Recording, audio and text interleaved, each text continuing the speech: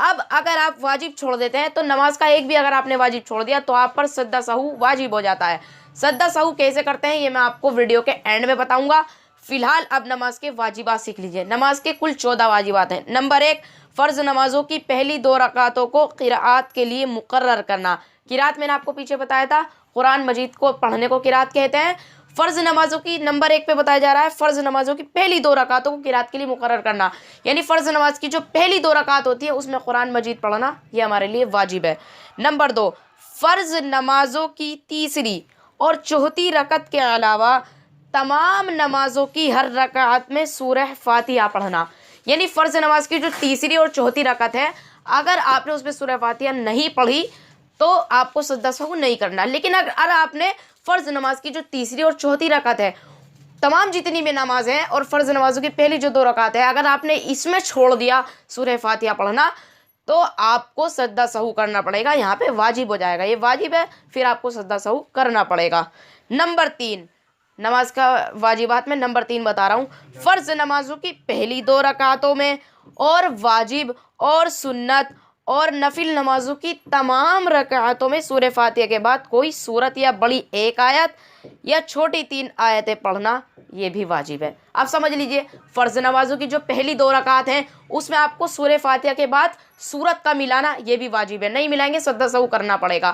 اور فرض نماز کی جو پہلی 2 رکعت کے علاوہ تمام نمازوں کی چاہے وہ نفل ہو واجب نماز ہو سنت نماز ہو کوئی سی بھی نماز ہو اس میں آپ کو سورہ فاتحہ کے بعد ہر رکعت میں یہ صرف فرض کا بتا رہا ہوں. فرض نماز کی پہلی 2 رکعتوں میں آپ کو سورہ فاتحہ کے بعد سورت ملانا یہ بھی واجب ہے. لیکن اب جو فرض نماز کی جو 2 رکعت ہیں ان 2 رکعتوں کے علاوہ تمام نماز چاہے وہ 4 رکعت والی 2 رکعت والی ہو کوئی سی بھی نماز ہو اس میں آپ کو سورہ فاتحہ کے بعد سورت ملانا یہ بھی واجب ہے. یا تو آپ چھوٹی 3 آیتیں ملا دیں یا ایک بڑی آیت ملا دیں یہ آپ کے لیے واجب ہے. نمبر 4، سورہ فاتحہ کو سورت سے پہلے پڑھنا. یعنی سورہ فاتحہ یعنی الحمد شریف کو سورت سے پہلے پڑھنا. یہ نہیں کرنا کہ الحمد شریف کو اگر آپ نے ایسا کر دیا کہ الحمد شریف کو بعد میں پڑھا پہلے سورت پڑھ دی تو یہ واجب ہے پھر سجدہ سہو آپ کو کرنا پڑے گا. تو نمبر یہاں پہ 4 پہ بتایا جا رہا ہے سورہ فاتحہ کو سورت سے پہلے پڑھنا یعنی الحمد شریف کو سورت سے پہلے پڑھنا یہ واجب ہے. اب نمبر 5 پر آ جاتے ہیں. نمبر 5 پہ بتا رہا ہے قرات اور رکوع میں اور سجدوں اور رکعتوں میں ترتیب قائم رکھنا. قرات قرآن مجید پڑھنے کو کہتے ہیں. قرات اور رکوع اور سجدوں ان سب چیزوں میں آپ کو ترتیب کہتے ہیں. کام جیسے صحیح کام یعنی ترتیب سے کام کرنا. اب آپ کوئی کام کر رہے ہیں تو اگر اس کو غلط طریقے سے کریں گے تو آپ کہ وہ صحیح نہیں ہوگا. لیکن اگر آپ اس کو ترتیب سے کریں گے کہ بھائی چادر اٹھانی ہے طے کرنی ہے بالکل صحیح طریقے سے تو وہ کام صحیح ہو جائے گا. یہاں پہ بتایا جا رہا نمبر 5 پہ واجب میں قرات اور رکوع میں اور سجدوں اور رکعتوں میں ترتیب قائم رکھنا ہے. یعنی پہلے قرات کرنی ہے پھر رکوع کرنا ہے پھر سجدہ کرنا ہے. ایسے ایسے آپ کو ترتیب سے یہاں پہ نماز پڑھنی ہے. اب نمبر 6 پر آ جاتے ہیں. نمبر 6 پر بتا رہے ہیں قوما کرنا یعنی رکوع سے اٹھ کر سیدھا کھڑا ہونا. قوما کرنا کسے کہتے ہیں؟ جب ہم رکوع سے اٹھ کر سیدھا کھڑا ہوتے ہیں تو اسے قوما کرنا کہتے ہیں. اگر آپ نے قوما نہیں کیا تو یہ واجب ہے. آپ سیدھا رکوع سے اٹھ کر سجدے میں چلے گئے تو یہ واجب ہے پھر آپ کو سجدہ سہو کرنا پڑے گا. تو نمبر 7 پر یہاں پہ بتایا جا رہا ہے جلسہ یعنی دونوں سجدوں کے درمیان میں سیدھا بیٹھ جانا. اب میں آپ کو بتاتا ہوں جلسہ کسے کہتے ہیں. جلسہ اسے کہتے ہیں جب ہم ایک سجدہ کرتے ہیں سجدہ کرنے کے بعد پھر ہم بیٹھ جاتے ہیں یوں اور پھر دوبارہ ہم سجدہ کرتے ہیں. تو جب ہم ایک سجدہ کرنے کے بعد یوں بیٹھ جاتے ہیں تو اس کو جلسہ کہتے ہیں. اگر آپ نے جلسہ نہیں کیا تو یہ واجب ہے. واجب کام چھوڑنے پہ سجدہ سہو واجب ہو جاتا ہے پھر آپ کو سجدہ سہو کرنا پڑے گا. نمبر 8 پہ بتا رہا ہے تعدیل ارکان یعنی رکوع سجدے وغیرہ کو اطمینان سے اچھی طرح ادا کرنا. تعدیل ارکان کہتے ہیں سب چیزوں کو اچھے سے ادا کرنا. رکوع میں بھی اطمینان سے آپ کو ادا کرنا ہے سب چیزیں سبحان ربی العظیم اس کی تسبیح اور سجدے کی تسبیح بھی آپ کو اطمینان سے. تمام نماز کو آپ کو اطمینان سے ادا کرنی ہے. یہ نہیں جلدی جلدی کر رہے ہیں. کچھ آدمی جلدی جلدی پڑھتے ہیں تو ان سب چیزوں کو تعدیل ارکان کو انہیں اچھی طرح سے ادا کرنا ہے اطمینان سے. اور یہاں پہ نمبر 8 پہ بتایا جا رہا ہے کہ تعدیل ارکان یعنی رکوع سجدے وغیرہ کو اطمینان سے اچھی طرح سے ادا کرنا. اور نمبر 9 پہ بتا رہا ہے قاعدہ اولا یعنی 3 اور 4 رکعت والی نماز میں 2 رکعتوں کے بعد تشہد کی مقدار بیٹھنا. قاعدہ اولا یعنی میں نے آپ کو بتایا قاعدہ اولا کہتے ہیں کہ جب ہم نماز کے اینڈ میں بیٹھتے ہیں تو اسے بیٹھنے کو قاعدہ اخیرہ کہتے ہیں. اگر 3 اور 4 رکعت والی نماز ہے تو 2 رکعت کے بعد جب ہم بیٹھتے ہیں اسے قاعدہ اولا کہتے ہیں. تو یہ نمبر 9 پہ بتایا جا رہا ہے قاعدہ اولا یعنی 3 اور 4 رکعت والی نماز میں 2 رکعتوں کے بعد تشہد کی مقدار بیٹھنا. یعنی قاعدہ اولا میں ہمیں بیٹھنا ہے, تشہد کی مقدار اگر نہیں بیٹھے واجب ہے سجدہ سہو کرنا پڑے گا. تشہد میں ہمیں بیٹھنا ہے. اور نمبر 10 پہ بتا رہے ہیں دونوں قعدوں میں تشہد پڑھنا, یعنی چاہے وہ قعدہ اولا ہو چاہے وہ قعدہ اخیرہ ہو, ہمیں دونوں ہی قعدوں میں تشہد پڑھنا ہے, واجب ہے, نہیں پڑھا سجدہ سہو کرنا پڑے گا. نمبر 11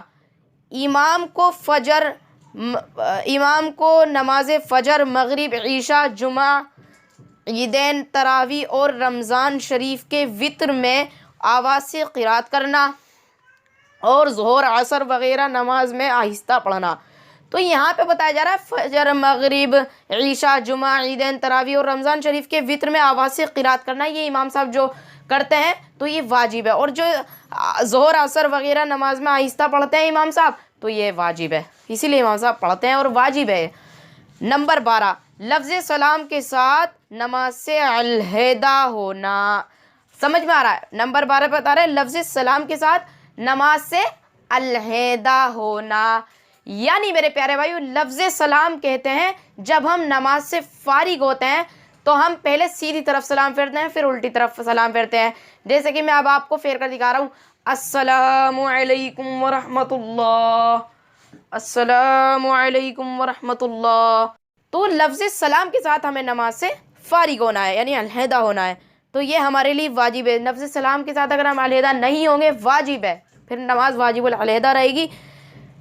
اور اب نمبر 13 پر آتے ہیں, نماز وتر میں قنوت کے لیے تکبیر کہنا اور دعائے قنوت پڑھنا. نمبر 13 بتا رہے ہیں نماز وتر میں دعائے قنوت پڑھنا, دعائے قنوت کے لیے تکبیر کہنا اور دعائے قنوت پڑھنا. یعنی جب نماز کے وتر کی تیسری رکعت میں جاتے ہیں تو دعائے قنوت تکبیر کہتے ہیں پہلے اور پھر دعائے قنوت پڑھتے ہیں. تو یہ واجب ہے, اگر نہیں کرا ہم نے تو واجب چھوٹ جانے پر پھر وہی کرنا پڑے گا سجدہ سہو. اب نمبر 14 پر آتے ہیں, دونوں عیدوں کی نماز میں زائد تکبیریں کہنا, یعنی دونوں عیدوں کی نماز میں ہم زائد تکبیریں کہتے ہیں, یہ بھی کہنا واجب ہے. نہیں کہا تو پھر ہمیں سجدہ سہو کرنا پڑے گا. تو دیکھیں میرے پیارے بھائیوں, میں نے نماز کی جو شرط ہوتی ہے, نماز کی 7 شرط, نماز کے 6 فرض, نماز کے واجبات جو ہیں وہ میں نے آپ کو بتا دیے ہیں. اب بات کرتے ہیں سجدہ سہو پر. سجدہ سہو جب کرتے ہیں جب کوئی واجب چھوٹ جاتا ہے.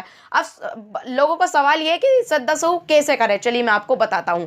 نماز میں سجدہ سہو کسے کہتے ہیں؟ سہو کے معنی آتے ہیں بھول جانے کے, سہو کے معنی بھول جانے کے آتے ہیں. اگر بھولے سے کبھی کبھی نماز میں کم زیادتی ہو جاتی ہے تو ان کو ٹھیک کرنے کے لیے نماز میں, یعنی ان کو ٹھیک کرنے کے لیے نماز کے آخری قاعدے میں سجدہ سہو کرنا پڑتا ہے. جیسے کہ میرے پیارے بھائیو بلا عذر جو ہے یہ چھوڑنا, واجب کام کو بلا عذر چھوڑنا قصدن گناہ ہے. بلا عذر آپ کو کوئی بھی واجب کام نہیں چھوڑنا ہے ورنہ گناہ ہے, سخت گناہ ہے. اب سجدہ سہو کیسے کرتے ہیں؟ نماز کا آخری قاعدے میں قاعدہ اخیرہ میں آپ کو بیٹھنا ہے. بیٹھنے میں آپ کو التحیات پڑھنی ہے. التحیات پڑھنے کے بعد آپ کو سیدھی طرف پہلے سلام پھیرنا ہے, السلام علیکم ورحمۃ اللہ. سیدھی طرف سلام پھیرنے کے بعد آپ کو کیا کرنا ہے؟ سیدھی طرف سلام پھیرنے کے بعد آپ کو, یعنی سیدھی طرف سلام پھیر لیں آپ, پھر آپ کو 2 سجدے کرنے ہیں جیسے آپ نماز میں کرتے ہیں. 2 سجدے کرنے کے بعد آپ پھر بیٹھ جائیں. بیٹھنے کے بعد پھر دوبارہ التحیات پڑھیں, پھر درود شریف پڑھیں, پھر درود شریف کے بعد کی دعا پڑھیں. ایسے نماز آپ کمپلیٹ کر لیں. تو ایسے ہی سجدہ سہو کرتے ہیں. چلیے پھر ملاقات ہوگی نیو ویڈیو کے ساتھ, تب تک کے لیے السلام علیکم ورحمۃ اللہ وبرکاتہ.